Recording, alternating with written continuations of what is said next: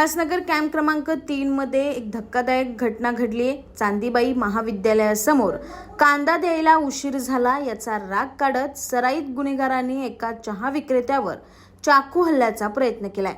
हा संपूर्ण थरार सीसीटीव्ही कॅमेऱ्यात कैद झालाय।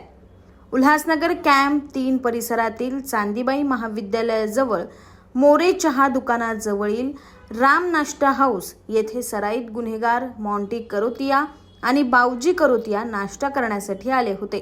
दुकानात काम करणारा सुरजित यादव याने कांदा देण्यास काही वेळ लावल्यामुळे करोतिया बंधूंनी त्याच्यावर मारहाण करायला सुरुवात केली।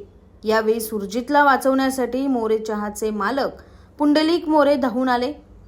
बचाव करताना मॉन्टी करोतिया याने ॲक्टिवा स्कूटरच्या डिक्कीतून चाकू काढून पुंडलिक मोरे यांच्यावर हल्ला करण्याचा प्रयत्न केला।